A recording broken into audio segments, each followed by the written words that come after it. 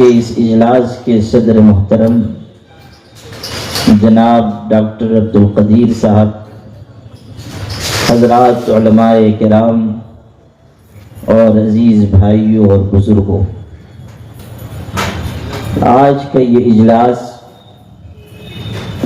دو اہم موضوعات پر منعقد ہوا ہے اور ان دونوں موضوعات پر آپ حضرات کے سامنے گفتگو کرنی ہے۔ یہ آپ سب لوگوں کے لیے، اہلیان عودگیر کے لیے خوش قسمتی کی بات ہے کہ ہمارے ڈاکٹر عبدالقدیر صاحب بھی اپنی مشغولیتوں کے باوجود اس اجلاس میں رونق افروز ہوئے ہیں اور انشاءاللہ ان کی گفتگو بھی آپ سنیں گے۔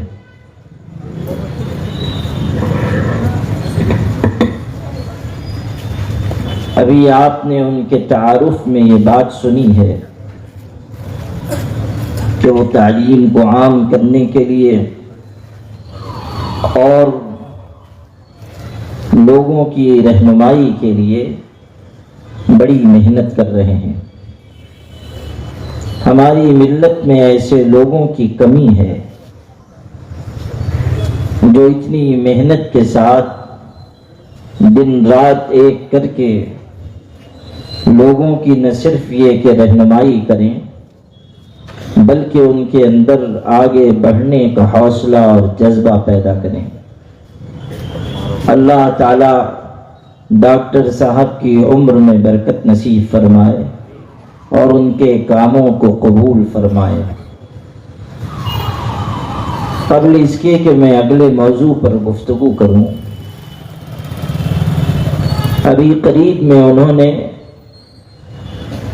ایک اہم کام شروع کیا ہے، اس کی طرف آپ لوگوں کو متوجہ کرتا ہوں۔ ہمارے آقا حضرت محمد مصطفیٰ صلی اللہ علیہ وسلم کے مبارک زمانے میں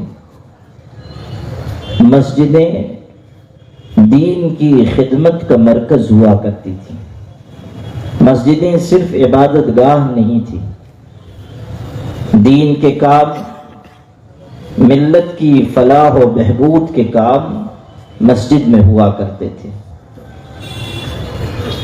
مسجدوں کے اس کردار کو دوبارہ زندہ کرنے کی اور اسے مضبوط بنانے کی فکر ضروری ہے۔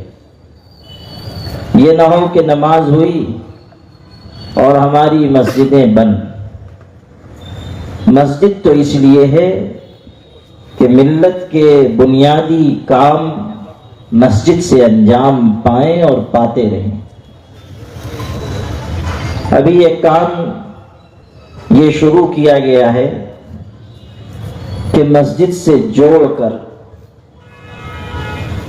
ہمارے تعلیم پانے والے بچوں کو مطالعہ کرنے اور جن مضامین کو وہ پڑھ رہے ہیں ان کی اسٹڈی کرنے کا موقع فراہم کیا جائے۔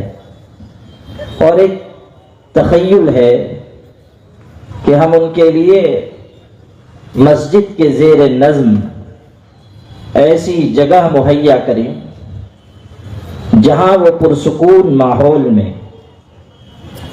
محنت کر سکیں، مطالعہ کر سکیں، اپنی پڑھائی انجام دے سکیں۔ اس سے دو فائدے ہوں گے۔ ایک تو یہ کہ ان کے اندر پڑھنے اور آگے پڑھنے کا ذوق پیدا ہوگا، اور دوسرا فائدہ یہ ہوگا کہ مسجد کے نورانی ماحول سے وہ جڑ سکیں گے۔ ہمیشہ یاد رکھیے، دنیا میں دو چیزیں ہیں جن سے ہماری کامیابی کا رشتہ جوڑا گیا۔ ایک اللہ کا در ہے اور دوسرے حضرت محمد مصطفیٰ صلی اللہ علیہ وسلم کا دامن ہے۔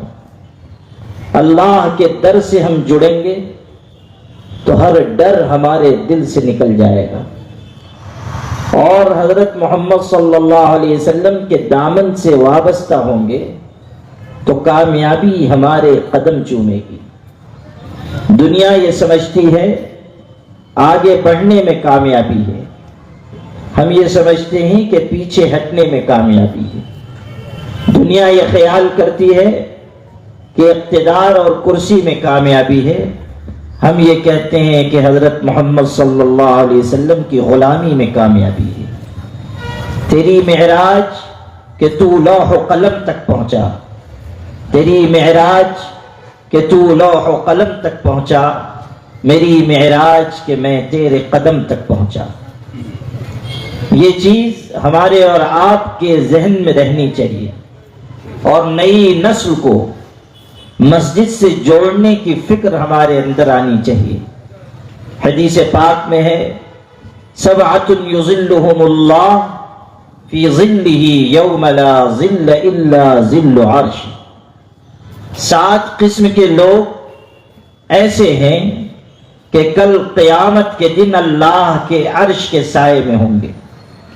اس دن جب کہ اللہ کے عرش کے سائے کے علاوہ کوئی سایہ نہ ہوگا، اللہ کے عرش کے سائے کے علاوہ کوئی سایہ نہیں۔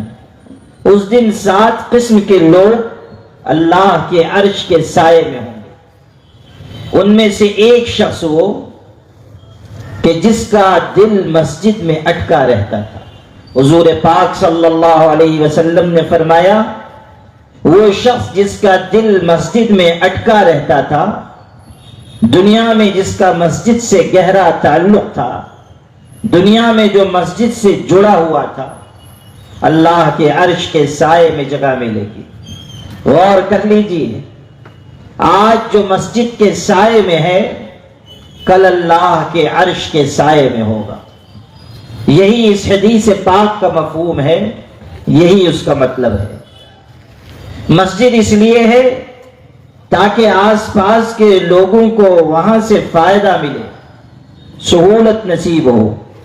اور یہ بھی سمجھیے، صرف یہ نہیں کہ مسجد سے مسلمانوں کو فائدہ ہو، مسجد کے ارد گرد اگر دوسرے مذہب کے ہمارے بھائی رہ رہے ہیں، اگر کسی اور سماج کے لوگ ہیں، مسجد کے نمازیوں کا یہ کردار ہونا چاہیے کہ وہ انہیں بھی راحت پہنچائیں، ان کی بھی خدمت کریں۔ نفرت کسی اور کا طریقہ ہو تو ہو، مسلمانوں کا طریقہ نہیں رہا ہے اور کبھی یہ ہونا بھی نہیں چاہیے۔ ہمارا پیغام ہمیشہ محبت کو عام کرنا، لوگوں کو قریب کرنا، لوگوں کی خدمت کرنا، کمزوروں کو سہارا دینا، بے بسوں کو اوپر اٹھانا ہونا چاہیے۔ ان کا جو کام ہے اہل سیاست جانے، ان کا جو کام ہے اہل سیاست جانے، میرا پیغام محبت ہے جہاں تک پہنچے۔ انسان جہاں رہے، مسلمان جہاں رہے، خیر پھیلانے والا بنے، خدمت کرنے والا بنے، بے سہارا انسانوں کا سہارا بنے، بے بسوں کے لیے آسرا بنے۔ اس طرح زندگی مت گزاریے کہ آپ صرف اپنے لیے جی رہے ہیں۔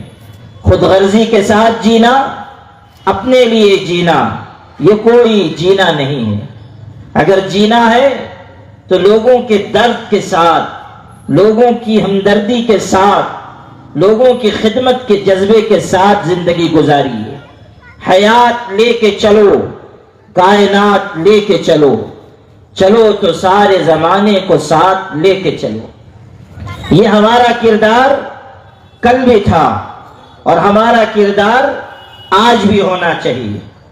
ہمیشہ یاد رکھیے، ملک میں اگر سارے لوگ کانٹے بونے ہی کا کام کریں گے تو اس ملک میں محبت کی کوئی گنجائش باقی نہیں رہے۔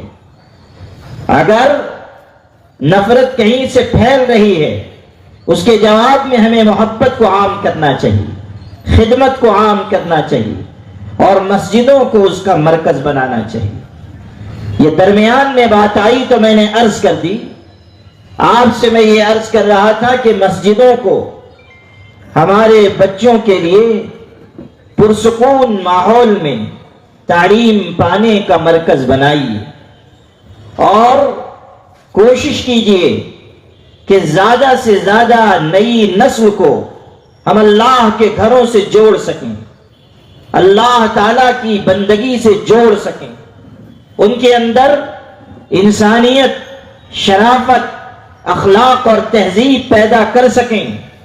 نئی نسل کل ہمارا مستقبل ہے، اگر آج ہم نے اس کی فکر نہ کی تو آنے والا کل ہمارے لیے روشن نہیں ہوگا۔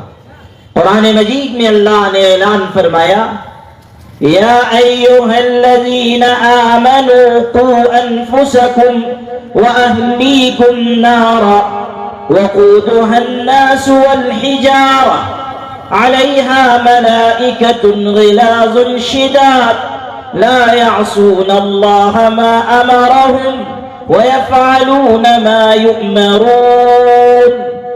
ارشاد ہوا، ذمہ داری بتائی گئی ماں باپ کو اور گھر کے سرپرستوں کو اور خاندان کے بڑوں اور بزرگوں کو بتایا گیا کہ تمہاری ذمہ داری صرف اتنی نہیں ہے کہ تم اپنے آپ کو جہنم کی آگ سے بچانے کا انتظام کر لو اور بس، تمہاری ذمہ داری یہ بھی ہے کہ اپنی اولاد کو، اپنے ماتحتوں کو، تمہارے پیچھے چلنے والوں کو جہنم کی آگ سے بچانے کی محنت کرو، نئی نسل کی اچھی تربیت کرو، ان کے اندر اخلاق پیدا کرو، ان کے اندر بلند کردار پیدا کرو، ان کے اندر انسانیت اور شرافت پیدا کرو، ان کے اندر تہذیب پیدا کرو، دوسروں کے کام آنے کا جذبہ پیدا کرو۔ یہ تعلیم ہمیں قرآن پاک نے دی ہے اور سارے ماں باپ کو اور سارے سرپرستوں کو خطاب کیا گیا ہے، یا ایھا الذین آمنوا قوا انفسکم واہلیکم نارا، اے ایمان والو تم اپنے آپ کو بھی اور اپنی اولاد کو بھی دوزخ کی آگ سے بچاؤ۔ تمہارے اندر ایک جذبہ پیدا ہو، ایک درد اور فکر پیدا ہو، ایک تڑپ اور کوہن پیدا ہو۔ اس طرح زندگی نہ گزارو کہ تمہارے اندر لاپرواہی ہے، تمہارے اندر وقت کا ضیاع ہے، تمہارے اندر دنیا کی چاہتوں اور خواہشات کا جماؤ ہے۔ اس طرح زندگی نہ گزارو کہ تمہارے ماتحت دیکھیں کہ ہمارے بڑے غلط راستے پر جا رہے ہیں، ہمیں بھی اسی کو اختیار کرنا ہے۔ قرآن میں بتایا گیا کہ جب ماتحتوں کو جہنم کی آگ میں ڈالا جائے گا تو وہ چھوٹے ماتحت پیچھے چلنے والے اللہ تعالیٰ سے کہیں گے، ربنا انا اطعنا سادتنا وكبراءنا فأضلونا السبيل ربنا آتهم ضعفين من العذاب والعنهم لعنا كبيرا۔ جو پیچھے پیچھے چلنے والے ہیں، جو ماتحت ہیں، وہ اپنے بڑوں کے بارے میں اللہ سے شکایت کریں گے کہ اے اللہ، اگر آج ہم تباہ و برباد ہوئے ہیں تو اس وجہ سے تباہ و برباد ہوئے کہ ہم نے اپنے بڑوں کا راستہ اختیار کیا، ہم ان کے پیچھے چلے اور انہوں نے ہمیں راستے سے بھٹکا دیا اور بہکا دیا، انہوں نے ہمیں گمراہ کیا۔ اگر آج تو ہم کو جہنم کی آگ میں ڈال رہا ہے اور عذاب سے ہمیں دوچار کر رہا ہے تو ہمارے بڑوں کو، ہمارے سرپرستوں کو، ہمارے سماج کے ذمہ داروں کو ہم سے دگنا عذاب دے اور ان کے اوپر زبردست لعنت اتار دے۔ یہ ماتحت کہیں گے، یہ پیچھے چلنے والے کہیں گے، ربنا آتهم ضعفین من العذاب والعنهم لعنا کبیرا، اے اللہ ہم سے دگنا عذاب ان پر مسلط کر اور ان کے اوپر زبردست پھٹکار اتار دے۔ آج ہمارے سماج کے سرپرستوں کو، ماں باپ کو، خاندان کے بڑوں کو، بزرگوں کو، سماج میں رہنے والے بااثر لوگوں کو اپنی ذمہ داری کا احساس کرنا ہوگا کہ اگر آج نئی نسل کی حفاظت اور آنے والے دنوں میں ان کے صحیح خطوط و نقوش پر چلنے کا انتظام ہم نے نہ کیا تو یہ ہماری بہت بڑی کوتاہی ہوگی اور یہ ہمارا وہ جرم عظیم ہوگا جسے کبھی ہمارے چھوٹے معاف نہیں کر سکیں گے۔ اس لیے میرے بھائی، ہم سب اپنی اپنی ذمہ داری محسوس کرتے ہوئے ایک اچھا ماحول بنائیں، ایک پاکیزہ ماحول بنائیں اور مسجدوں کو خدمت کا مرکز بنائیں اور مسجدوں کو بہترین تعلیم اور پرسکون ماحول میں تعلیم کے لیے استعمال کریں، وہاں سے ایک آواز لگے، وہاں سے ایک ترغیب دی جائے۔ یہ بات میں نے ڈاکٹر عبد القدیر صاحب کی موجودگی کو غنیمت سمجھتے ہوئے ان کے ایک پیغام کے طور پر آپ تک پہنچائی۔ آج کے اس اجلاس کا موضوع ہے تحفظ اوقاف، اور حضرت محمد مصطفیٰ صلی اللہ علیہ وسلم کی عظمت، آپ کا احترام، آپ کا تقدس اور شان رسالت میں گستاخی کرنے والے ایسے افراد جو اپنی دنیا، اپنی عاقبت سب برباد کر رہے ہیں، ان کے بارے میں آج کا یہ اجلاس منعقد ہوا ہے۔ تحفظ اوقاف کا مسئلہ نہایت اہم ہے، اور آپ کو پہلے یہ جاننا چاہیے کہ وقف کسے کہتے ہیں، اوقاف یہ ہے کیا۔ بہت سے ہمارے مسلمان بھائی چونکہ علم سے، تعلیم سے ناآشنا ہیں، یا دینی شرعی معاملات میں ان کی پوری سمجھ نہیں، اس لیے وہ نہیں جان رہے ہیں کہ وقف کیا ہے۔ میں نے قرآن پاک کی آیت شروع میں پڑھی، اللہ تعالیٰ ارشاد فرما رہا ہے لن تنالوا البر حتى تنفقوا مما تحبون، تم نیکی کے کمال کو اس وقت تک نہیں پہنچ سکتے جب تک کہ اپنی پسندیدہ چیز اللہ کے راستے میں خرچ نہ کرو۔ حضرت نبی کریم صلی اللہ علیہ وسلم نے پوری امت کو خرچ کرنے کی، اللہ کے راستے میں اپنا مال دینے کی تلقین فرمائی، آپ نے اس کی تاکید فرمائی، آپ نے اس کی ترغیب دی۔ قرآن پاک کی آیتیں 20 آیتیں ایسی ہیں جن میں اللہ تعالیٰ نے صدقہ کرنے کی، انفاق کی، خرچ کرنے کی، اللہ کے راستے میں کچھ دینے کی ترغیب دی، حکم دیا۔ ارشاد ہوا یا ایھا الذین آمنوا انفقوا مما رزقناکم من قبل ان یأتی یوم لا بیع فیہ ولا خلة ولا شفاعة والکافرون هم الظالمون۔ ارشاد ہو رہا ہے کہ اے ایمان والو، ہم نے جو تم کو دیا ہے اس میں سے ہمارے راستے میں خرچ کرو، قبل اس کے کہ وہ دن آئے جس میں کوئی دوستی نہیں چلے گی، جس میں کوئی سفارش نہیں چلے گی، کوئی خرید و فروخت نہیں، جس میں کوئی کسی کے کام نہیں آئے گا۔ یعنی قیامت کا دن آنے سے پہلے اپنا مال اللہ کے راستے میں دو۔ قیامت کا دن وہ ہوگا کہ جب کسی عمل کا موقع نہیں، کسی عمل کی گنجائش نہیں، کسی کے لیے فرصت عمل نہیں۔ قیامت کا دن وہ ہوگا کہ نہ کوئی سفارش چلے گی، نہ مال، نہ اسباب، نہ کسی کی طرف سے کوئی ایسی چیز کہ جس کی بنیاد پر انسان اپنے آپ کو اللہ کے عذاب سے بچا سکے۔ ارشاد ہوا یوم لا تملک نفس لنفس شیئا والامر یومئذ للہ۔ قیامت کا دن وہ ہوگا کہ کوئی انسان کسی انسان کو فائدہ نہیں پہنچا سکتا، اور اس دن سارا اختیار اللہ کے قبضے قدرت میں ہوگا۔ قیامت کا دن وہ ہوگا کہ جب ماں باپ اپنی اولاد سے، اولاد ماں باپ سے، بھائی بھائی سے، رشتہ دار ایک دوسرے سے دور بھاگیں گے۔ ارشاد ہے فَإِذَا نُفِخَ فِي الصُّورِ فَلَا أَنْسَابَ بَيْنَهُمْ يَوْمَئِذٍ وَلَا يَتَسَاءَلُونَ۔ جب سور پھونک دیا جائے گا، آپس کی رشتہ داریاں، دوستیاں، تعلقات سب ختم ہو جائیں گے، یہاں تک کہ ہیبت کی وجہ سے کوئی انسان دوسرے انسان سے بات بھی نہیں کر پائے گا۔ قیامت کا دن ایسا سخت دن ہوگا کہ سارے انسانوں کے اوپر دہشت طاری ہو جائے گی۔ یا ایھا الناس اتقوا ربکم ان زلزلۃ الساعۃ شیء عظیم یوم ترونها تذهل كل مرضعة عما ارضعت وتضع كل ذات حمل حملها وترى الناس سكارى وما هم بسكارى ولكن عذاب الله شدید۔ 17ویں پارے میں سورہ حج کے شروع میں اللہ تعالیٰ ارشاد فرما رہا ہے کہ اے انسانو، ڈرو اپنے پروردگار سے اور سن لو کہ قیامت کا زلزلہ نہایت سخت ہوگا۔ وہ دن ایسا ہوگا کہ ہر دودھ پلانے والی ماں اپنی اولاد سے غافل ہو جائے گی، حاملہ عورتوں کے حمل گر جائیں گے، اور لوگوں کو تم دیکھو گے ایسا محسوس کرو گے کہ نشے میں ہیں، مدہوش ہیں، حالانکہ وہ نشے میں نہیں ہوں گے، اللہ کے عذاب کی سختی ایسی ہوگی کہ لوگ مدہوش معلوم ہو رہے ہوں گے۔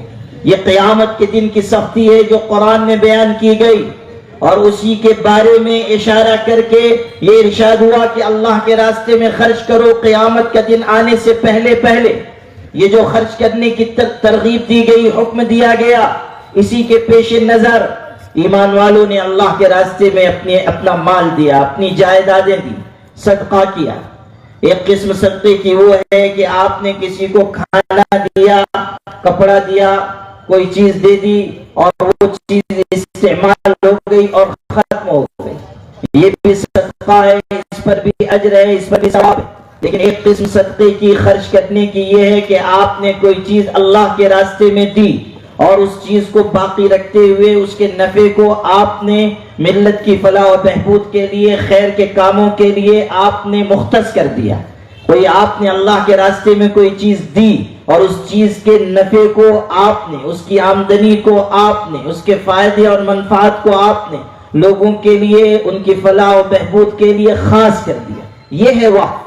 کوئی چیز آپ نے دی اور اس کو آپ نے خاص کر دیا کہ اس کا فائدہ مسلمانوں کو ہوتا رہے یا اس کا فائدہ انسانوں کو ہوتا رہے۔ صرف یہ نہیں ہے کہ وقف کیا گیا مسلمانوں کے لیے، کتنے اوقاف ایسے ہیں کہ وقف کیا گیا دوسرے مذاہب کے لوگوں کے لیے، ان کے فائدے کے لیے، ان کی راحت کے لیے، اناتھ لوگوں کے لیے، یتیم لوگوں کے لیے، چاہے وہ کسی سماج کے ہوں، کسی مذہب کے ہوں، کسی زبان کے بولنے والے ہوں، ان کے لیے وقف کر دیا گیا، اور وہ اوقاف آج بھی قائم ہے اور ان کا فائدہ ہر سماج کے لوگوں کو ہو رہا ہے۔ وقف اللہ کی رضا کے لیے کوئی چیز اللہ کے راستے میں دینا اور اس کے فائدے کو لوگوں کی فلاح و بہبود کے لیے خاص کر دینا، یہ ہے وقف۔ بہت سارے ہمارے بھائی وقف کو جانتے نہیں ہیں، اس لیے میں نے یہ وضاحت کی کہ وقف کسے کہتے ہیں۔ اب وقف کے بارے میں شرعی حکم بھی جان لیجئے کہ جو چیز اللہ کے راستے میں وقف کر دی گئی وہ ہمیشہ وقف رہے گی۔ اس وقف جائیداد کو، اس وقف کی چیز کو نہ خریدا جا سکتا ہے، نہ بیچا جا سکتا ہے، نہ ہبہ کیا جا سکتا ہے، نہ اس وقف جائیداد کو کسی کو تحفے میں دیا جا سکتا ہے۔ وہ وقف جائیداد وقف ہی رہے گی، اس کا فائدہ، اس کی منفعت جن لوگوں کے لیے خاص کی گئی ہے اس کا فائدہ ان کو پہنچتا رہے گا۔ وقف کی جائیداد ایسی نہیں ہے کہ کوئی کسی کو اٹھا کر دے دے، یا وقف جائیداد ایسی بھی نہیں ہے کہ کسی کو وراثت میں مل جائے۔ وقف ہمیشہ وقف رہے گا، جو چیز دے دی گئی وہ چیز دے دی گئی، اب وہ ہمیشہ وقف۔ مسجد بنا دی گئی، مسجد کے لیے زمین دی گئی، وہاں مسجد تعمیر ہو گئی، اب وہ قیامت تک مسجد رہے گی، اس کو کوئی تبدیل نہیں کر سکتا، اس کو کوئی خرید نہیں سکتا، اس کو کوئی بیچ نہیں سکتا۔ جب کسی شخص نے اپنی کوئی جائیداد اپنی ملکیت سے نکال کر وقف کر دی تو وہ اللہ کی ملکیت میں چلی گئی، اب وہ شخص خود بھی اس کا مالک نہیں۔ وقف کی جتنی جائیدادیں ہیں وہ سب اللہ کی ملکیت میں، اللہ تعالیٰ کی ملکیت ہے۔ مسجدیں اللہ کی ملکیت ہیں۔ قرآن پاک میں اعلان ہوا وَأَنَّ الْمَسَاجِدَ لِلَّهِ فَلَا تَدْعُوا مَعَ اللَّهِ أَحَدًا، مسجدیں اللہ کے لیے ہیں، اللہ تعالیٰ کے علاوہ یہاں کسی کو نہ پکارو، یہاں صرف ایک اللہ کو پکارا جائے گا، اسی کی بندگی کی جائے گی، یہاں صرف ایک اللہ تعالیٰ کی وحدانیت، اس کی عظمت، اس کی کبریائی، اس کی برتری، اس کی بزرگی بیان کی جائے گی۔ یہ ہے وقف جائیداد کا شرعی حکم کہ اس کو ہبہ نہیں کیا جائے گا، اس کو بیچا نہیں جائے گا۔ یہ تو ضمیر فروش لوگوں نے اوقاف کو بیچ بیچ کر کھایا ہے۔ کتنے مسلمان ایسے ہیں جو ضمیر فروش ہیں اور انہوں نے اپنا پیٹ بھرنے کے لیے اور مال جمع کرنے کے لیے وقف جائیدادوں کا ستیہ ناش کیا۔ مسلمان بھی اس سلسلے میں بہت بڑے مجرم ہیں کہ انہوں نے اوقاف جائیدادوں کے سلسلے میں اللہ اس کے رسول کے احکامات کو قدم و تلے روندا اور اللہ تعالیٰ کے نام پر دی گئی جائیدادوں کو اپنے پیٹ میں ڈالا ہے، گویا کہ جہنم کے انگارے انہوں نے اپنے پیٹ میں اتارے۔ قرآن نے کہا ان الذین یأکلون اموال الیتامی ظلما انما یأکلون فی بطونہم نارا وسیصلون سعیرا، کہ جو لوگ ظلم کر کے یتیموں کا مال غصب کر لیتے ہیں اور اپنے پیٹ میں ڈالتے ہیں، کان کھول کر سنو، وہ اپنے پیٹ میں لقمے نہیں ڈال رہے ہیں، جہنم کے انگارے بھر رہے ہیں، جہنم کے شعلے اپنے پیٹ میں ڈال رہے ہیں۔ وَسَيَصْلَوْنَ سَعِيرًا، اور ان قریب جہنم کی بھڑکتی دہکتی آگ میں ان کو جانا ہوگا۔ دنیا میں چاہے آپ جس راستے پر چلیں، آپ حرام مال کھا لیں، رشوت کھا لیں، ناجائز قبضہ کر لیں، دوسروں کا حق غصب کر لیں، مگر کان کھول کر سن لیں کہ قیامت کے دن ایک ایک پائی کا حساب دینا ہوگا۔ قیامت کے دن اللہ کے دربار میں پکڑ کی جائے گی، اور حرام مال کھانے والے اللہ کی نگاہ میں مجرم ٹھہریں گے۔ کتنے مسلمان ایسے ہیں جو آج حرام مال کے سلسلے میں احتیاط نہیں کر رہے ہیں، زمینوں پہ قبضے کر رہے ہیں، دوسروں کی جائیدادیں غصب کر رہے ہیں، حق تلفی کر رہے ہیں، حقوق ضائع کر رہے ہیں، اور پھر چلے جاتے ہیں عمرہ کرنے، حج کرنے، سمجھتے ہیں ان کے گناہ معاف ہو جائیں گے۔ ہرگز ہرگز ان کی یہ گناہ، ان کی یہ غلطیاں معاف نہیں ہوں گی جب تک کہ حق والوں کو حق نہ لوٹائیں۔ قرآن پاک میں صاف صاف اعلان ہو چکا، اور حضرت نبی کریم صلی اللہ علیہ وسلم بتا چکے کہ حق والوں کا حق اس وقت تک معاف نہیں ہوگا جب تک کہ حق ادا نہ کیا جائے یا معاف نہ کروایا جائے۔ اگر کوئی شخص حرام مال استعمال کرتا ہے اور پھر جا رہا ہے حج کے لیے، حرام مال سے حج کے لیے جا رہا ہے، احرام باندھتا ہے اور پکارتا ہے لبیک اللہم لبیک، اللہ میں حاضر ہوں، اللہ میں حاضر ہوں، اللہ میں حاضر ہوں۔ صحیح حدیث میں آپ پڑھیے کہ اللہ کا فرشتہ اس کو جواب دیتا ہے لا لبیک ولا سعدیک وحجک مردود علیک، تیری حاضری قبول نہیں، تیرے لیے کوئی سعادت نہیں، اور تیرا حج تیرے منہ پر مار دیا گیا، تیرا حج نامقبول۔ اللہ کو ایسی عبادت کی کوئی ضرورت نہیں، اللہ کو حرام مال سے کیے جانے والے عمرہ کی حج کی کوئی ضرورت نہیں۔ واللہ غنی عن العالمین، اللہ تو تمام جہان کے لوگوں سے بے نیاز ہے۔ اللہ کو کسی کی عبادت کی اور کسی کی تعظیم کی کوئی ضرورت نہیں۔ اگر ساری دنیا مل کر اس کی بندگی کرے تب بھی اللہ کی عظمت شان میں ایک ذرے کا اضافہ نہیں، اور ساری دنیا اگر اللہ کی نافرمانی کرے، شرک کرے اور کفر کرے اور غلط راہ پر چلے اور اللہ کے حکموں کو توڑے، تب بھی اللہ کی عظمت شان میں ایک ذرے برابر بھی کوئی کمی نہیں ہوگی۔ اللہ تعالیٰ مالک الملک ہے، تمام طاقتوں اور قوتوں کا سرچشمہ اس کی ذات عالی ہے، تمام تر اختیار و اقتدار کا مالک اللہ ہے، تمام تر عزت و ذلت کے پیمانے، اقتدار دینے اور لینے کے فیصلے اس کے ہاتھ میں۔ قل اللہم مالک الملک تؤتی الملک من تشاء وتنزع الملک ممن تشاء وتعز من تشاء وتذل من تشاء بیدک الخیر انک علی کل شیء قدیر تولج اللیل فی النہار وتولج النہار فی اللیل وتخرج الحی من المیت وتخرج المیت من الحی وترزق من تشاء بغیر حساب۔ اللہ کا پاک کلام پڑھیے، کس طرح اللہ کی عظمت، اس کا اقتدار، اس کی شان حکومت اور اس کا غلبہ و اقتدار بیان کیا جا رہا ہے کہ تمام شہنشاہوں کا شہنشاہ اللہ ہے، اور تمام اختیار و اقتدار اس کے دست قدرت میں ہے، عزت و ذلت کے پیمانے اس کے پاس ہیں، کس کو اقتدار دینا ہے اور کس سے اقتدار لینا ہے یہ اللہ کا فیصلہ ہے۔ دن رات کے نظام پر اس کی حکومت ہے، چاند سورج کے نظام پر اس کی حکومت ہے، کائنات کا ذرہ ذرہ اس کے امر اور اس کے حکم کا محتاج ہے۔ میرے بھائی، اللہ تعالیٰ صاف اعلان فرما رہا ہے کہ حرام مال سے کی جانے والی عبادتیں اللہ کے ہاں مقبول نہیں۔ وقف جائیدادوں کے سلسلے میں مسلمانوں کا رویہ بھی نہایت نازیبا رہا ہے، لیکن اس وقت جو صورتحال ہے وہ یہ کہ وقف جائیدادوں کے سلسلے میں ان کو ریگولیٹ کرنے کے لیے ہمارے ملک میں وقف ایکٹ بنایا گیا۔ 1995 سے یہ وقف کا قانون چلا رہا ہے، اس سے پہلے بھی یہ قانون تھا، لیکن ابھی جو موجودہ قانون ہے وقف ایکٹ کا وہ 1995 کا ہے، اور اس میں 2010 میں پھر 2013 میں ترمیم کی گئی، اور اب حکومت وقت نے 2024 میں وقف ترمیمی بل، وقف امینڈمنٹ بل پیش کیا پارلیمنٹ میں، جو اگرچہ کہ منظور نہیں ہو سکا اور اس کو جوائنٹ پارلیمانی کمیٹی کو بھیجا گیا، لیکن یہ وقف ترمیمی بل اوقاف کے سلسلے میں نہایت مضر ہے۔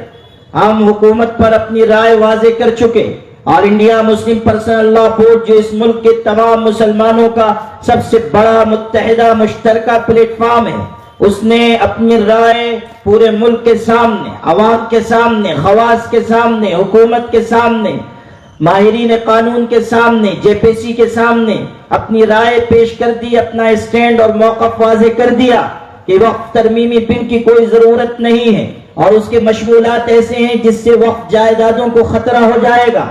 کلکٹر کو اگر اختیار دیا جائے گا کہ وہ فیصلہ کرے کہ یہ وقف کی جائیداد ہے یا سرکاری ملکیت، تو نہایت درجہ دشواریاں پیش آئیں گی۔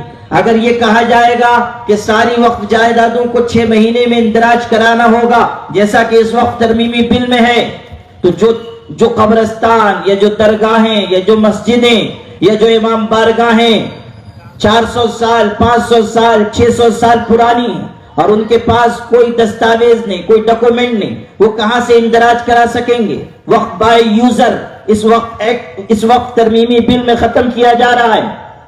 وقف ایکٹ میں یہ بات ہے کہ استعمال کی بنیاد پر وقف کو مانا جائے گا اور آج تک مانا جا رہا ہے۔ مان لیجئے کہ 500 سال پرانی ادگیر میں کوئی مسجد ہو اور وہاں نماز ہو رہی ہے، عبادت ہو رہی ہے، خیر کے کام ہو رہے ہیں، تو یہ کہا جائے گا کہ یہ مسجد ہے، اس لیے کہ استعمال اس کا وقف کی جائیداد کا، وقف کی زمین کا، بندگی میں، عبادت میں، خیر کے کاموں میں ہو رہا ہے۔ 500 سال سے یہاں مسجد ہے، اگر آدھا پرزہ بھی، ایک کاغذ بھی موجود نہیں ہے تب بھی اس جگہ کو وقف مانا جائے گا، اس لیے کہ وہ وقف کے مصرف میں استعمال ہو رہی ہے۔ لیکن وقف امینڈمنٹ بل میں یہ بات ہے کہ وقف بائی یوزر ختم کر دیا جائے گا۔ آپ سے پوچھا جائے گا کہ آپ دستاویز بتائیں، کاغذ بتائیں۔ اگر آپ کے پاس کاغذ ہے تب تو یہ وقف کی زمین ہے، اور اگر آپ کے پاس کاغذ نہیں ہے تو آپ چاہے 600 سال سے نماز پڑھ رہے ہو، 600 سال سے یہ درگاہ ہو، 700 سال سے یہ یتیم خانہ ہو، ہم اس کو نہیں ماننے والے۔ آپ اندازہ کیجئے کہ اس سے کس قدر دشواریاں پیدا ہو جائیں گی، اور مسجد کے لیے، مدرسے کے لیے، وقف شدہ اداروں کے لیے، وقف شدہ جائیدادوں کے لیے کتنا خطرہ پیدا ہوگا۔ قبرستان ہر مسلمان آبادی میں، مسجدیں ہیں، عیدگاہیں ہیں، امام بارگاہیں ہیں، درگاہیں ہیں، اور وہ سب اوقاف میں ہیں۔ اگر یہ وقف ترمیمی بل لاگو کیا گیا تو نہایت درجہ دشواری پیدا ہوگی، نہایت درجہ ہمارے لیے مشکلات کھڑی ہو جائیں گی۔ اسی لیے ہم نے حکومت سے یہ کہا کہ آپ وقف ترمیمی بل نہ لائیے، اس کی کوئی ضرورت نہیں ہے۔ وقف ایکٹ چلا آ رہا ہے اور وہ مضبوط ہے، مستحکم ہے اور اس کا فائدہ پہنچ رہا ہے، اب نئی ترمیمات کی کوئی ضرورت نہیں ہے۔ لیکن جوائنٹ پارلیمانی کمیٹی کو یہ وقف ترمیمی بل بھیجا گیا تاکہ وہ اس پر غور و خوض کرے، اس کے بارے میں مشورے کرے، اس کے بارے میں عوام سے رائے طلب کرے، اسٹیک ہولڈر سے، ماہرین قانون سے، پبلک سے معلومات لے کے یہ وقف ترمیمی بل لاگو کیا جائے، نہ لاگو کیا جائے، اس میں کیا صحیح ہے، کیا غلط ہے، کیا مناسب ہے، کیا نامناسب ہے۔ اور آپ کے علم میں یہ بات ہونی چاہیے کہ آل انڈیا مسلم پرسنل لا بورڈ نے جب جوائنٹ پارلیمانی کمیٹی کی طرف سے یہ بات آئی کہ رائے دی جائے، وقف ترمیمی بل کے بارے میں اپنا اسٹینڈ واضح کیا جائے، تو مسلم پرسنل لا بورڈ نے اور ملی جماعتوں اور تنظیموں نے گزارش کی کہ مسلمان اس سلسلے میں رائے دیں، انصاف پسند ہندو بھائی، سیکولر ذہن رکھنے والے ملک کے لوگ اس بارے میں رائے دیں، بتائیں جے پی سی کو کہ یہ وقف ترمیمی بل نقصان دہ ہے اور اس کی وجہ سے ملک میں اضطراب اور بے چینی پیدا ہوگی۔ مسلمانوں نے بھی اور انصاف پسند لوگوں نے بھی جے پی سی کو جواب بھیجا، اور 15 دن کی مختصر مدت میں 5 سے 6 کروڑ ای میل جے پی سی کو بھیجے گئے۔ آپ اندازہ کیجئے کہ اتنے مختصر وقفے میں اتنی بڑی تعداد میں ای میل کیا گیا اور جوائنٹ پارلیمانی کمیٹی کو بتایا گیا کہ وقف ترمیمی بل مناسب نہیں ہے، اس کو واپس لے لینا چاہیے، اور حکومت اس پر اصرار نہ کرے۔ حکومت کی ذمہ داری ہے کہ وہ ملک میں بسنے والے طبقات کا خیال رکھے، حکومت کی ذمہ داری ہے کہ ملک میں بسنے والے لوگوں کی راحت کے لیے وہ انتظام کرے، حکومت کی ذمہ داری ہے کہ بدعنوانی کو اس راستے سے ختم کیا جائے جہاں سے بدعنوانی ختم ہو سکتی ہے۔ یہ وقف ترمیمی بل لایا جا رہا ہے اس نام پر کہ وقف بورڈ میں بدعنوانی ہو رہی ہے۔ اگر بدعنوانی ہو رہی ہے حکومت اس کو روکے۔ ہم تو بار بار کہتے ہیں کہ رشوت خوری، کرپشن اس ملک کو گھن کی طرح کھا رہا ہے، اور اس رشوت خوری کو اور کرپشن کو مٹانا چاہیے، اور چاہے مسلمان کرپشن کریں، چاہے کسی طبقے کے لوگ کرپشن کریں، اس کا خاتمہ ضروری ہے۔ اور اگر وقف بورڈ میں کہیں بدعنوانی ہو رہی ہے یا اوقاف کی خرید و فروخت ہو رہی ہے یا وقف جائیدادوں کو نقصان پہنچایا جا رہا ہے تو ضرور اس کے اوپر کڑی کارروائی ہو، لیکن بدعنوانی کے عنوان سے آپ وقف جائیدادوں ہی کو خطرے میں ڈال دیں، یہ چیز قابل قبول نہیں، اسے برداشت نہیں کیا جائے گا۔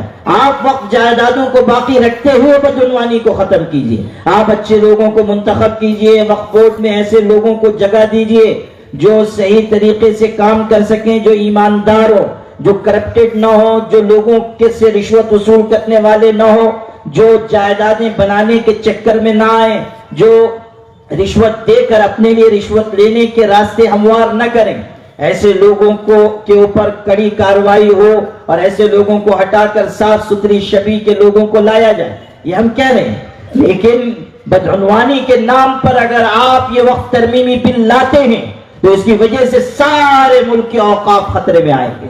اس لیے ہمارا یہ مطالبہ ہے کہ وقف ترمیمی بل نہ لایا جائے، اور اس میں اور بھی شقیں ہیں، وقت اگر اور ہوتا تو میں آپ کو مزید تفصیل سے بتاتا کہ کیا کیا اس کے نقصانات ہیں، لیکن اسی کے ساتھ ساتھ ایک دوسرے بہت اہم موضوع پر بھی مجھے گفتگو کرنی ہے، اور وہ حضرت نبی کریم صلی اللہ علیہ وسلم کی عظمت شان اور آپ کے مقام کی بلندی ہے۔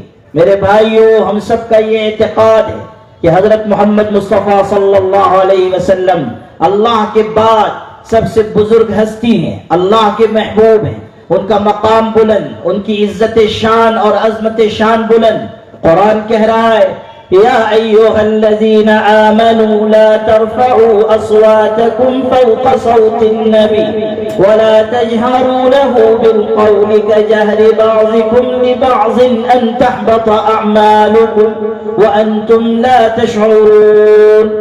ارشاد ہوا کہ اے ایمان والو، محمد صلی اللہ علیہ وسلم کا ادب کرو، ان کی تعظیم اپنے دلوں میں رکھو، ان کا احترام ملحوظ رکھو، ان کی آواز سے اپنی آواز بلند نہ کرو۔ عام لوگوں کو جس طرح پکارا جاتا ہے پیغمبر کو اس طرح نہ پکارو، ورنہ تمہارے سارے اعمال ضائع ہو جائیں گے، رائے گاہ چلے جائیں گے۔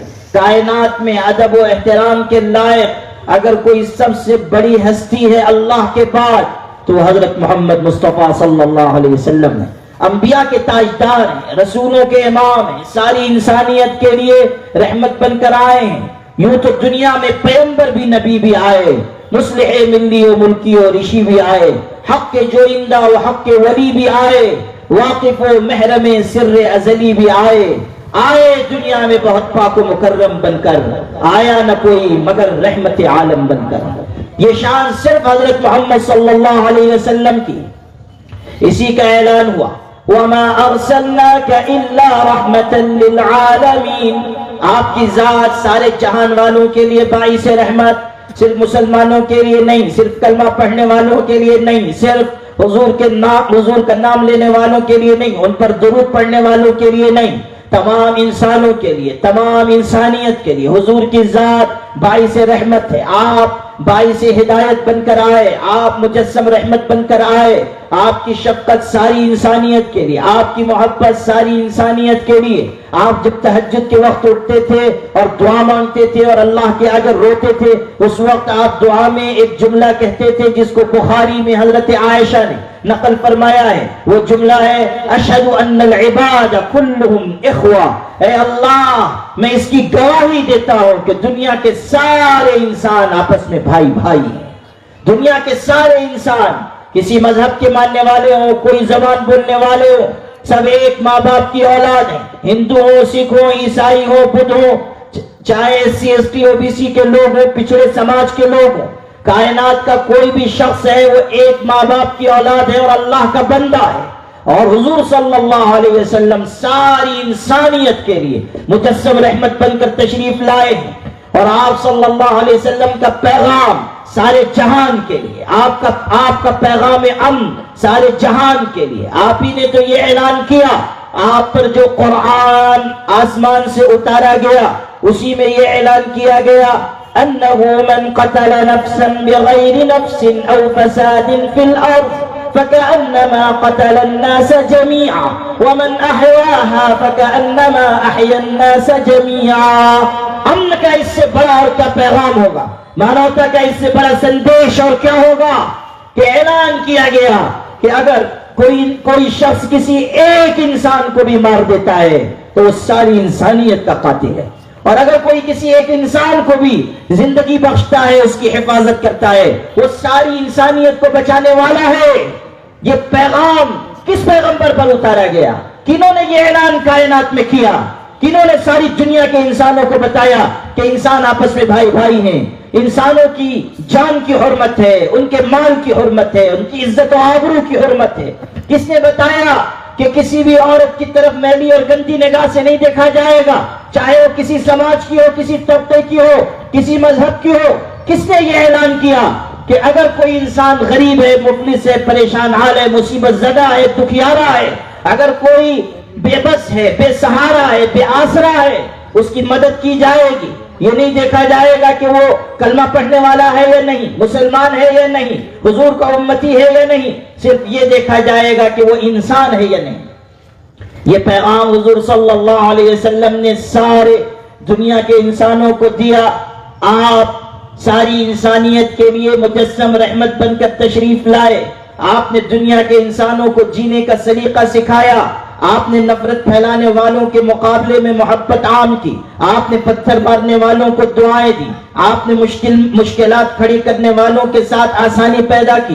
سلام اس پر کہ جس نے بادشاہی میں فقیری کی، سلام اس پر کہ جس نے بے کسوں کی دستگیری کی، سلام اس پر کہ جس کے گھر میں چاندی تھی نہ سونا تھا، سلام اس پر کہ ٹوٹا بوریا جس کا بچھونا تھا، سلام اس پر کہ اسرار محبت جس نے سمجھائے، سلام اس پر کہ زخم کھا کر جس نے پھول برسائے، سلام اس پر کہ جس کے بزم میں قسمت نہیں سوتی، سلام اس پر کہ جس کے ذکر سے سیری نہیں ہوتی۔ یہ ہیں ہمارے آقا اور ساری انسانیت کے رہبر حضرت محمد مصطفیٰ صلی اللہ علیہ وسلم۔ اس ملک میں بسنے والے ہر طبقے کے لوگ کان کھول کر سنیں کہ محمد صلی اللہ علیہ وسلم صرف مسلمانوں کے پیغمبر ہے، وہ اللہ کے میسنجر پیغام لے کر آئے، اور آپ نے اپنی انسانیت کی تعلیمات سے اور شرافت اور امن و امان کی تعلیمات سے ساری کائنات کو بھر دیا، اور آپ کی وجہ سے انسانیت کو اس کے زخموں کا مرہم ملا، اس کے درد کی دوا ملی۔ آپ کی وجہ سے انسانیت تڑپتی سسکتی بلکتی انسانیت کو جینے کا موقع ملا۔ آپ نے عورتوں کو عزت کی چادر عطا کی، آپ نے قاتلوں رہزنوں ڈکیتوں کو صحیح راستہ دکھایا، اس کی زندگی نے زندگی کو زندگی بخشی، گلوں کو رنگ مہر و ماں کو تابندگی بخشی۔ اسے شمس الضحیٰ کہیے، اسے بدر الدجا کہیے، اس کی شریعت کا ادب مانے ہے کیا کہیے۔ حضور صلی اللہ علیہ وسلم کی مبارک زندگی ہے جس نے کائنات کے انسانوں کو جینے کا ہنر بخشا، زندگی گزارنے کا سلیقہ سکھایا۔ حضور صلی اللہ علیہ وسلم کی تعظیم، آپ کا احترام، آپ کا ادب سب کے لیے ضروری اور لازمی ہے، صرف مسلمانوں کے لیے نہیں، دوسرے طبقات کے لوگوں کو بھی بحیثیت ایک مقدس شخصیت کے ان کا احترام کرنا ہے۔ مگر افسوس کہ ہمارے ملک میں ایسے بد زبان اور گستاخ پیدا ہو رہے ہیں جو سیاسی ایجنڈے کے تحت نفرتیں پھیلا رہے ہیں، بد زبانی کر رہے ہیں، گستاخی کر رہے ہیں، ایسے الفاظ استعمال کر رہے ہیں جو لوگوں کے جذبات کو بھڑکانے والے، ایسے شبد اپنی زبان سے نکال رہے ہیں جو نازیبا ہے، نامناسب ہے۔ قانون اسی لیے اس ملک میں ہے کہ وہ ہر ایک کو پابند بنائے کہ وہ کوئی ایسی بد تہذیبی کی بات نہ کرے جو دو فرقوں میں تصادم پیدا کرنے والی ہو، جو لوگوں کو لڑانے والی ہو، جو امن و امان کا خون کرنے والی ہو، جو تہذیب و شرافت کو نقصان پہنچانے والی ہو۔ قانون اور آئین اسی لیے ہے تاکہ ہر شخص کو لگام دی جا سکے، ہر شخص کو پابند بنایا جائے کہ وہ کہاں تک جائے اور کہاں رک جائے۔ لیکن افسوس کہ پے در پے اس ملک میں ایسے واقعات ہو رہے ہیں کہ کائنات کے لیے مسیحا بن کر تشریف لانے والے حضرت محمد مصطفیٰ صلی اللہ علیہ وسلم کی شان اقدس میں گستاخی کی جا رہی ہے، بھدے الفاظ کہے جا رہے ہیں، ایسی باتیں ان کی طرف منسوب کی جا رہی ہیں کہ کوئی شریف آدمی ان کا تحمل نہ کر سکے، ان کو برداشت نہ کر سکے۔ یہاں ہمارے پولیس انتظامیہ کے لوگ موجود ہیں، آئین اور قانون کے رکھوالے یہ کہلاتے ہیں۔ میں ان سے عرض کرنا چاہتا ہوں کہ آپ دیکھیے کہ کس طرح مسلمانوں کے جذبات کو بھڑکانے اور غلط سمت میں انہیں لے جانے کی کوششیں کی جا رہی ہیں، اس کے باوجود مسلمان صبر و تحمل کا ثبوت دے رہے ہیں، مسلمان قانون کی دہائی دے رہے ہیں، مسلمان کہہ رہے ہیں کہ ایسے گستاخوں کے اوپر کڑی کارروائی کی جائے، لیکن کیا یہ سچائی نہیں ہے کہ گستاخی کرنے والے ابھی بھی کھلے عام پھر رہے ہیں، ان کے اوپر کوئی کارروائی نہیں ہو رہی ہے، ان کے بارے میں اتنی FIR ہونے کے باوجود کسی طرح کی باز پرس نہیں کی جا رہی ہے؟ ایک ڈرامہ ملک میں رچایا جا رہا ہے، یہ اس ملک کے آئین اور قانون کی بالادستی کے خلاف، اور اسے کسی بھی قیمت پر گوارا نہیں کیا جا سکتا ہے۔ صاف صاف اس حقیقت کا اظہار کرنا ہوگا کہ کسی بھی مذہب اور دھرم کی کوئی مقدس شخصیت ہے، اس کے بارے میں کوئی بھی اناپ شناپ نہ کہے، زبان سے غلط الفاظ نہ کہے۔ ہمیں تو قرآن میں تعلیم دی گئی، لا تسبوا الذین يدعون من دون اللہ فیسبوا اللہ عدوا بغیر علم۔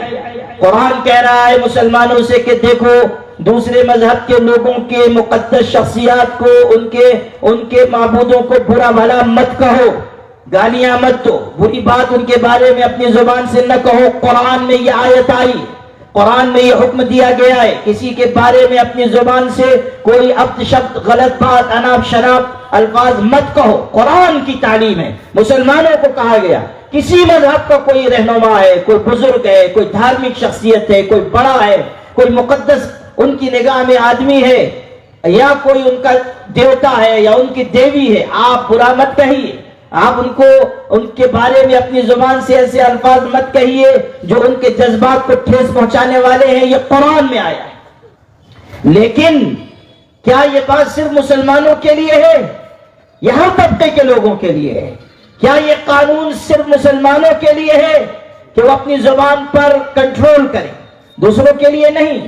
دوسروں کو کیا آزادی دے دی گئی کہ وہ حضرت محمد صلی اللہ علیہ وسلم جیسی مقدس شخصیت کے اوپر کیچڑ اچھالیں، ان کی عزت و حرمت کو پامال کرتے پھریں، اور پھر مسلمانوں سے کہا جائے کہ تم صبر کرو؟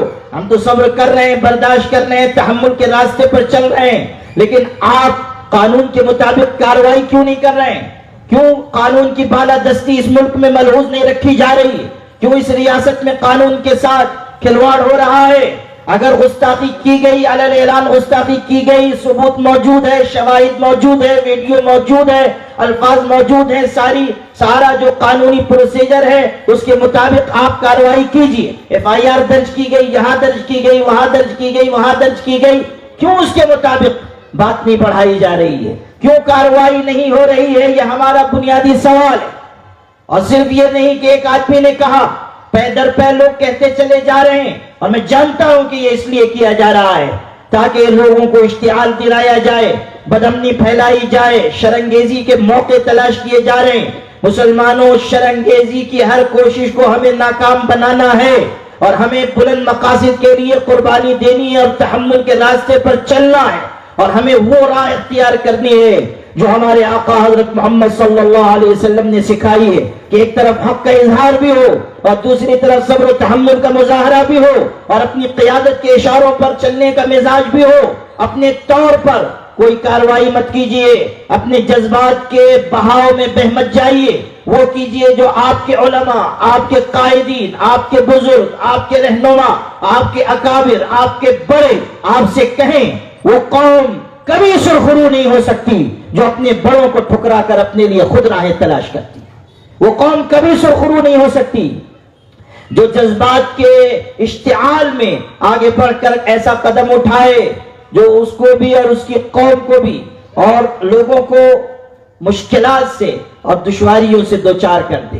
اس لیے ہمارا یہ پرزور مطالبہ ہونا چاہیے، حکومت سے بھی، اس ریاست کی حکومت سے بھی، ملک کی حکومت سے بھی، پولیس انتظامیہ سے بھی، کہ آپ گستاخی کرنے والوں پر کڑی اور فوری کارروائی کریں، اور اس سلسلے میں قانون کی بالادستی کو قائم کریں۔ لوگوں کو یہ موقع نہ دیں کہ وہ قانون کو ہاتھ میں لیں اور اس کے بعد امن و امان کی دھجیاں بکھیر دی جائیں۔ یہ صحیح نہیں ہوگا، یہ ہمارے ملک کے حق میں نہیں ہوگا۔ ہمارا ملک سادھوؤں، سنتوں، صوفیوں، بزرگوں اور محبت کا پیغام دینے والوں کا ملک ہے۔ یہاں ہمیشہ محبت، پریم، امن، آشتی اور صلح کے ساتھ لوگ رہتے رہے۔ اسی پرمپرا کو، اسی تہذیب کو، اسی ریت رواج کو ہمیں قائم رکھنا چاہیے۔ آپ کا جو عقیدہ ہے، آپ کی جو بھاونائیں ہیں، آپ کے جو جذبات ہیں، آپ کا جو طریقہ ہے، وہ آپ کو مبارک. ہمارا جو طریقہ، ہمارا جو مذہبی معاملہ، ہمارے جو اعتقادات، وہ ہمارے لیے مبارک. راستہ آپ کا الگ، ہمارا الگ، لیکن انسانیت کے رشتے کی بنیاد پر ہم سب کو ایک ہونا چاہیے. انسانیت کے رشتے کی بنیاد پر ہم سب کو مل جل کر رہنا چاہیے. آزادی سے پہلے ہمارے ایک بزرگ، ہمارے ایک رہنما ایک ایسے مجمع میں جہاں ہندو بھائی بھی تھے، مسلمان بھی تھے، تقریر کرنے کے لیے کھڑے ہوئے اور انہوں نے کہا ہم، اور پھر رک گئے. پھر تھوڑی دیر کے بعد کہا ہم، پھر رک گئے. پھر کہا ہم، پھر رک گئے. تو لوگوں نے سمجھا کہ آج تقریر بھول گئے، جو آگے کہنا ہے وہ یاد نہیں آ رہا ہے. لیکن انہوں نے پھر دہرایا ہم، اور کہا ہے سے ہندو، میم سے مسلمان، یہ دونوں موجود ہو تب بنتا ہے ہندوستان. یہ دونوں طبقات ایک دوسرے کے ساتھ جڑے رہیں تب امن اور امان قائم رہ سکے گا، اور ہم اس ملک میں عافیت کے ساتھ اور سہولت کے ساتھ جی سکیں گے. میرے بھائیو، آخری پیغام کے طور پر آپ سے کہہ رہا ہوں کہ حضور اکرم صلی اللہ علیہ وسلم کی شان اقدس میں جو گستاخی کی جا رہی، اس کا ہمیں اس طرح بھی جواب دینا چاہیے کہ سیرت طیبہ کو لوگوں تک پہنچائیے، حضور کے کردار کو، حضور کے اخلاق کو، حضور کے طور طریقے کو، حضور صلی اللہ علیہ وسلم کی مبارک ارشادات کو، آپ کے بلند تر پیغام کو ہر آدمی تک پہنچائیے. جو لوگ آج نفرت کی بات کر رہے ہیں، جب وہ حضور کی خوبصورت زندگی کو پڑھیں گے، حضور کے ارشادات کو پڑھیں گے، آپ کے اخلاق کو پڑھیں گے، ان کے دل خود نرم ہو جائیں گے، ان کے دل جھک جائیں گے. یقین مانیے کہ حضور کی زندگی ایسی خوبصورت زندگی ہے اور آپ کی سیرت ایسی مبارک سیرت ہے کہ اگر ہم اپنے بھائیوں تک اس سیرت، اس کردار کو، ان مبارک تعلیمات کو اور اس سیرت معطرہ کو پہنچائیں گے تو اللہ تعالیٰ اپنے فضل و کرم سے لوگوں کے دلوں سے نفرت نکال کر محبت ڈال دے گا. اور حضور کی سیرت طیبہ اور روشن تعلیمات کو پڑھ کر لوگ جانیں گے کہ محمد صلی اللہ علیہ وسلم کیسی بلند شخصیت کا نام ہے، آپ کیسے بلند کردار کے انسان ہیں. ہماری بھی کوتاہی ہے کہ ہم نے اپنے بھائیوں تک حضور کی سیرت نہیں پہنچائی، حضور کا کردار نہیں پہنچایا، حضور کی روشن تعلیمات نہیں پہنچائی. اگر ہم یہ کام کرتے تو آج صورتحال بہت مختلف ہوتی. اور آخری بات یہ کہ ہم سب کی بنیادی ذمہ داری یہ بھی ہے کہ ہم خود حضور کی سیرت مبارکہ کے روشنی میں اپنی زندگی کو ڈھالیں، مبارک سانچے میں اپنے آپ کو ڈھالیں، تاکہ ہماری زندگی محبت کا، امن کا پیغام بن جائے.